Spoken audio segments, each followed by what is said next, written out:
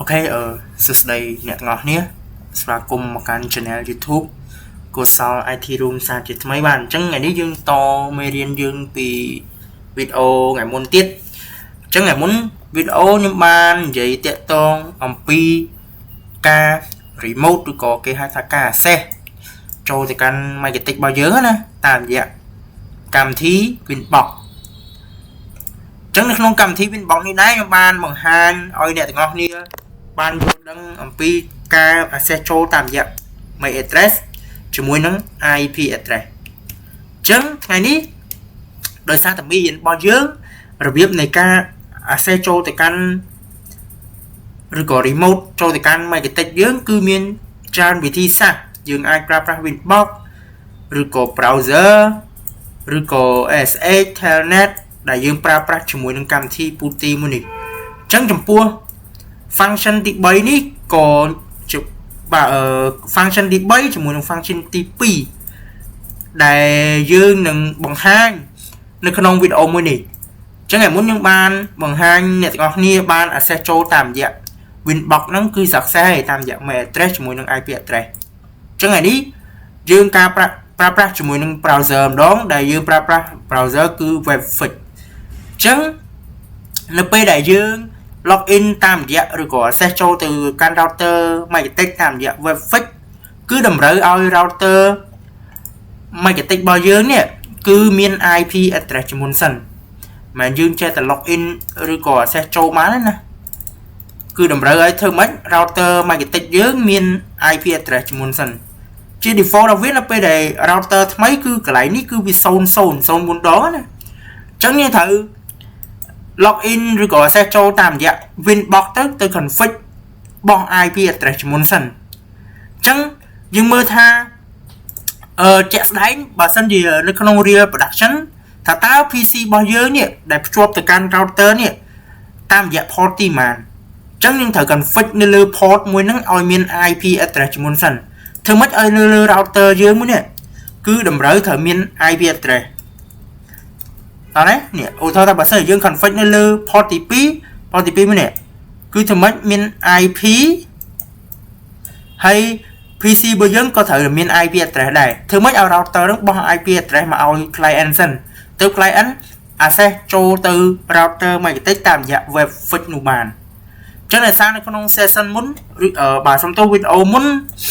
ខ្ញុំបានបង្ហាញរបៀបនៃការ config ហើយអញ្ចឹងថ្ងៃនេះយើងយកតែ IP address របស់ router ទៅគឺអាច access ចូលបានហើយអញ្ចឹងយើងមើលថានៅក្នុង Winbox នេះនៅលើ router របស់យើងនេះដែលយើងកំពុងតែតភ្ជាប់ PC client របស់យើងនេះទៅកាន់ interface ទី2ហ្នឹងនៅលើ gateway ដែលគេហៅថានៅលើ gateway គឺអញ្ចឹងគឺជាច្រកនេះ gateway នេះច្រកនៃ IP ប៉ុន្មានដែលយើង connect ទៅកាន់ router ហ្នឹងតាមរយៈមាន IP លេខប៉ុន្មានដែលយើងអាច access ចូលបានអញ្ចឹងជាទូទៅនៅលើ Winbox វាបង្ហាញនេះ gateway 10.1 គឺជាច្រកដែលយើងអាចនាំ PC របស់យើង connect ទៅកាន់ router តាមរយៈ gateway មួយនេះអញ្ចឹងអាហ្នឹងយើងបង្ហាញតយើងនៅវីដេអូបន្ទាប់បានយើងបង្ហាញអំពីរបៀបនៃការ config តាក់ទងមួយ IP address ដើម្បី assign range ហ្នឹង range លេខ1ហ្នឹងមានន័យថាម៉េចលេខ2ហ្នឹងមានន័យថាម៉េចរហូតដល់ IP ចុងក្រោយគេមកអស់អញ្ចឹងយើងគ្រាន់តែយក gateway ប៉ុណ្្នឹងមកយកមក search នៅលើ web browser របស់យើងគឺ 10.10 192.168.10.1 អញ្ចឹងយើងយក IP ហ្នឹងយកមក search មកនៅលើ web browser អញ្ចឹងបើសិនជាអ្នកនរគ្នាប្រើប្រាស់ជាមួយនឹង Google Chrome ឬក៏ Brave ឬក៏Webfix អីផ្សេងក៏អាច remote ចូលបានដែរតែថ្ងៃនេះខ្ញុំលើក Microsoft Edge ចុះដោយសារនៅក្នុង VMware ហ្នឹងមាន Microsoft Edge អីក៏បានដែរឲ្យតែវាជា browser យើងអាច access ចូលបានអញ្ចឹងយើងមកវាយ IP ប៉ុណ្្នឹងមកយើង enter មកនេះអញ្ចឹងវាឃើញដូចគ្នាអញ្ចឹងគាត់ថា interface របៀបនៃការ access ចូលដូចគ្នាតែចំពោះតែWinbox គឺ interface ផ្សេងWebfix របស់យើងគឺ browser របស់យើង web interface ផ្សេងតែយើងដឹងដែរថានៅពេលយើង access ចូលបានតាមរយៈ IP address ទេចំពោះ Winbox គឺអាច access ចូលបានទាំងពីរ MAC address ផងជាមួយនឹង IP address ផងអញ្ចឹងនៅពេលដែលយើង search បានប៉ុណ្ណឹងហើយយើងធ្វើការបញ្ចូលជាមួយនឹង password យើងមកហើយយើងធ្វើការចុច login អញ្ចឹងយើងអាច remote ចូល router យើងបានទេណា ចឹង interface វាខុសគ្នាតិចតួចទេតែរបៀបនៃការ config គឺដូចគ្នាទាំងអស់ចឹងឧទាហរណ៍ថាបើសិនយើងចង់ធ្វើការ rename នៅ interface ណាមួយចឹងខ្ញុំចូលមកកាន់interface មកចូលខ្ញុំសុំមើលតិចមើលនៅកន្លែងណា UI នេះ interface នៅមុខនេះយើងចូលមកកាន់ interface របស់យើងនេះnhư cho hàngលើនេះបាទតោះមកយើងចង់ធ្វើការ rename តាក់ទងជាមួយនឹង port តើ port ទី1យើងប្រើប្រាស់សម្រាប់ធ្វើអី port ទី2ប្រើប្រាស់សម្រាប់ធ្វើអីគេអញ្ចឹងវាដូចគ្នាជាមួយនឹងWinbox ដែរទេឧទាហរណ៍តែឥឡូវនៅលើ port ទី1យើងសម្រាប់ធ្វើការ O internet ចូលយើងដាក់ WAN ក៏បានឬក៏ internet ក៏បានដែរតាមការងារជាក់ស្ដែងយើងយល់ណាមខ្លួនឯងអូខេចឹងខ្ញុំបាន rename ហើយហ៎ឥឡូវ port ទី2 port ទី2យើងធ្វើអីគេនៅលើ GNIC យើងមើលថា PC កំពុងតែភ្ជាប់ទៅកាន់ router របស់យើងតាមរយៈ port ទី2ចឹងយើងដាក់មកយើង rename វាមកនៅលើយើង rename វាមកនេះនៅលើ interface ទី2ចឹងយើងដាក់មក PC client នេះមកទី1យើងត្រូវយល់ដឹងអំពី port នៃ MikroTik នីមួយៗតើ port ទី1យើងប្រើប្រាស់សម្រាប់ធ្វើអី port ទី2ប្រើប្រាស់សម្រាប់ធ្វើអីគេចុច apply អូខេហេអញ្ចឹងខ្ញុំសាកបិទមើលហើយខ្ញុំចូលទៅកាន់ Winbox ម្ដងតើអ្វីដែលខ្ញុំ config នៅលើ web browser ហ្នឹងវាបាន success អត់អញ្ចឹងខ្ញុំធ្វើការ access ចូលតាមរយៈ Winbox មើលហើយខ្ញុំចូលមកកាន់ interface ដូចគ្នាអូខេឃើញទេឃើញនៅពេលដែលយើងបាន config គឺដូចគ្នាអញ្ចឹងនៅពេលយើង config តាម website គឺកន្លែងនេះក៏វាមាននៅក្នុងកម្មវិធី Winbox យើងក៏វាប្រែប្រួលដែរគុំច្រឡំថាគាត់ថា config នៅលើ website របស់សំទោស website គឺច្រឡំថានៅក្នុងនេះអត់ប្រែប្រួលគឺប្រែប្រួលដូចគ្នាអូខេអញ្ចឹងនៅពេលដែលយើងឥឡូវនេះយើងបាន access ចូលតាមរយៈ web browser គឺ success ហើយបន្តមកទៀតខ្ញុំធ្វើការណែនាំកម្មវិធីមួយទៀតដែលយើងអាច access ចូលបានទៅកាន់ router MikroTik របស់យើងនេះតាមរយៈ Telnet SH ដែលយើងប្រើប្រាស់ជាមួយនឹង IP address ដែរអញ្ចឹងកម្មវិធីមួយនេះយើងអាចទៅ download បានក៏ប៉ុន្តែនៅពេលដែលយើង access ចូលបានលុះត្រាតែយើងចេះប្រើប្រាស់ជាមួយនឹងកម្មវិធីមួយនេះតាមរយៈcommand line អញ្ចឹងរាល់ការ config ទាំងអស់គឺទាមទារយើងចេះនៅ command line អញ្ចឹងខ្ញុំបង្ហាញខ្លះទៅរបៀបនៃការ access ចូល success ហើយតាក់ទងមួយ command line យើងអាចទៅ research រៀនបន្ថែមបានព្រោះដោយសារការ config នៅលើ command line វាពិបាកនៅក្នុងការ config ហើយវាច្រើនដែរអញ្ចឹងនៅក្នុងមេរៀនយើងគ្រាន់តែបង្ហាញឲ្យគ្នាយើងចេះ access ចូលទៅកាន់ router MikroTik ហ្នឹងគឺមានប៉ុន្មានវិធីសាស្ត្រអញ្ចឹងនៅក្នុងនេះឥឡូវយើងលើកនៅកម្មវិធី Putty app នេះមួយអញ្ចឹងដើម្បីបានកម្មវិធី Putty app នេះឥឡូវខ្ញុំលើក example នៅកម្មវិធីរបស់ខ្ញុំគឺ Putty app នេះអញ្ចឹងយើងត្រូវចេះតាក់ទងជាមួយនឹង command line ហើយនៅពេលយើង remote ចូលគឺប្រើប្រាស់ IP address ដូចគ្នាតាមរយៈ port ទី22អូខេអញ្ចឹងមុននឹង remote ចូលបានតើយើងមានកម្មវិធីមួយសិនអញ្ចឹងយើងចូលមកកាន់ browser យើងមកអូខេហើយយើងគ្រាន់តែធ្វើការ search នៅ Putty នេះមក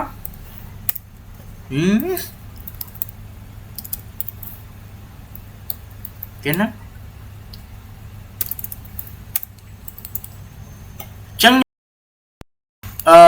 download មកហើយមើល Putty download មក Microsoft Store ដូចមានដែរនេះនឹងអស់គ្នានេះនៅក្នុង Microsoft Store ចឹងយើង download ពី Microsoft Store មកក៏បានដែរយើងចុច download មកអូខេចឹងអានេះខ្ញុំ download នៅក្នុងម៉ាស៊ីនពិតណាចាំមើលខ្ញុំ download success ហើយខ្ញុំធ្វើការ copy ចូលទៅកាន់ VMware មកខ្ញុំ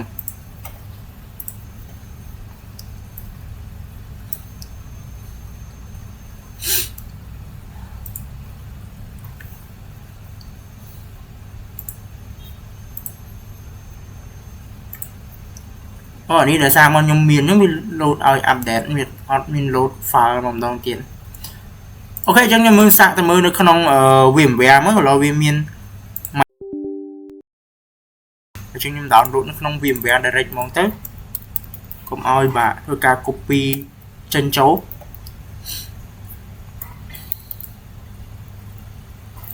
nè cho mày so store đi mất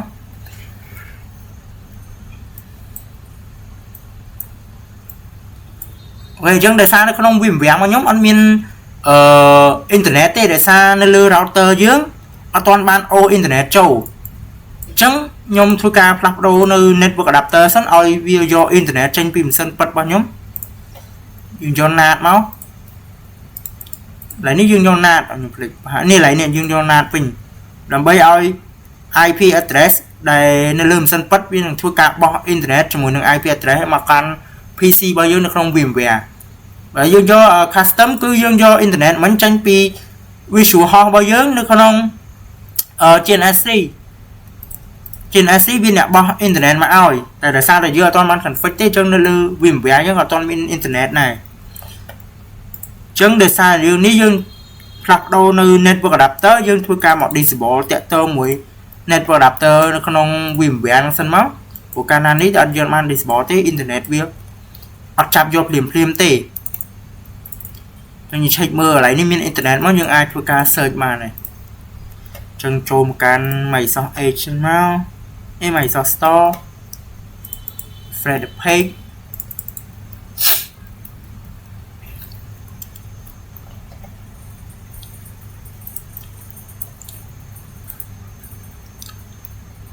ok chẳng cứ là nó còn viêm vẽ những miền PC với miền internet đấy trong chúng ta search nơi UTF bao nhiêu máu làm bây download cho mò riêng nơi remote ok nè free hàng đơn nè trong những ai check install máu để ra cảm thấy như open source trong dương đảo nó lưu mày so store của bạn này vì chủ thị trường tôi một website khác dương on ai trẻ download bán nè vì ai miền hàng thì pay đây chẳng á ok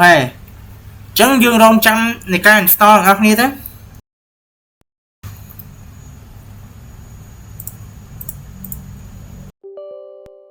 check in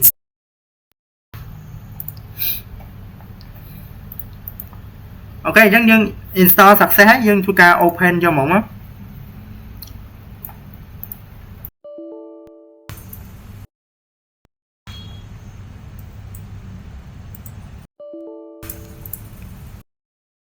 already running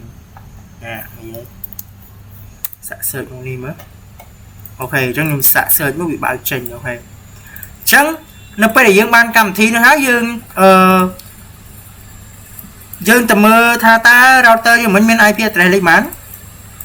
chẳng như vậy IP address đôi chỉ mỗi năng web fake bao dương mình đá nè admin khó khăn ok mình nhặt chẳng cái router nhóm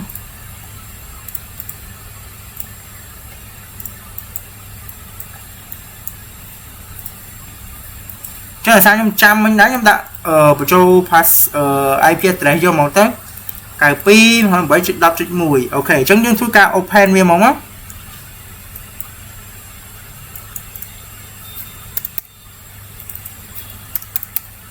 chồng router nhóm trong miền Panh ha router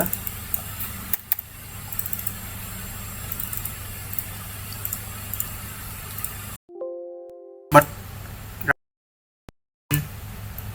stop với máu bây chậm những thua ca start với non tiếp bà sân trong cả này dương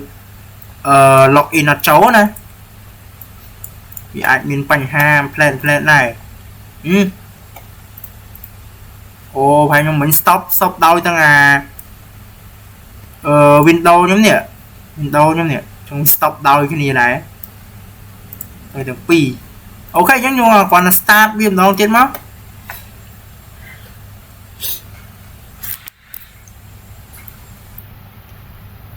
ok nè anh thì muốn nhờ để xa tại để xa những đô plug đô chỉ muốn nâng network adapter để xa những click mưa đây network adapter nè mà để xa router dương error chứng nó phải để dương plug đô chỉ muốn nâng network adapter bao dương cái lấy nè dương thời ca vô host only với nhá mình để xa dương download dương thời ca vô internet trên pi mà sân bật bao dương trong mà sân không cả này bia ở đa nơi ca scan nơi router ញ៉ាត់ឃើញទៀតយើងត្រូវតែ check មើល network adapter ដែរពីព្រោះអា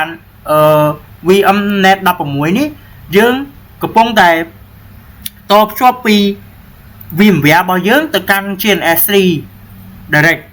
អញ្ចឹងត្រូវការឆ្លងកាត់នៅម៉ាស៊ីនពិតដែរអញ្ចឹង network adapter វា store នៅលើម៉ាស៊ីនពិតយើងអញ្ចឹងបើសិនជាយើងយក network adapter ខុសក៏វាដើរដែរវាស្មើនឹងយក PC យើងភ្ជាប់ទៅកាន់ router អីឬក៏តាមរយៈខ្សែ network អីផ្សេងទៀតអញ្ចឹងដោយសារយើងត្រូវការផ្លាស់ប្ដូរ network adapter នេះឲ្យ PC នៅក្នុង VMware នេះវាស្គាល់គ្នាជាមួយនឹង router Magnetic នេះវាត្រូវឆ្លងកាត់ app គ្នាអញ្ចឹងយើងត្រូវយក custom network adapter របស់យើងដែលយើងបាន config កន្លងមកយើងផ្លាស់ប្ដូរពី NAT មក custom វិញអូខេអញ្ចឹងខ្ញុំចុច apply OK មកអញ្ចឹងវាស្គាល់គ្នាជាមួយនឹង GNS3 វិញឯងចឹងយើងទៅ check មើល IP address សិនថា router យើងបានបោះ IP address ឲ្យយើងអត់ដែលយើងបាន config ពីមុនណានេះអញ្ចឹងគឺដែលយើងបាន assign IP address ហ្នឹងចុច10យើងទទួលបាននៅ254អូខេអញ្ចឹងយើងបើក PuTTY app យើងមកយើងធ្វើការ remote ចូលតាម PuTTY មើលអូខេអញ្ចឹងយើងវាយ IP address របស់router មិញមកអញ្ចឹងនៅពេលacceptance វាយ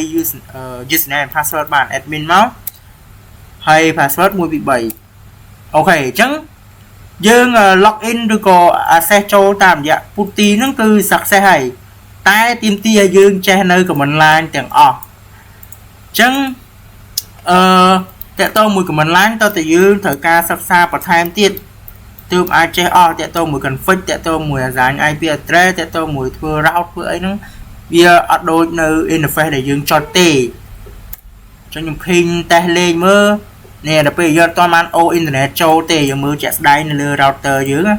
មានតែ router មួយ PC មួយទេអត់មានអ៊ីនធឺណិតទេហេអូខេអញ្ចឹង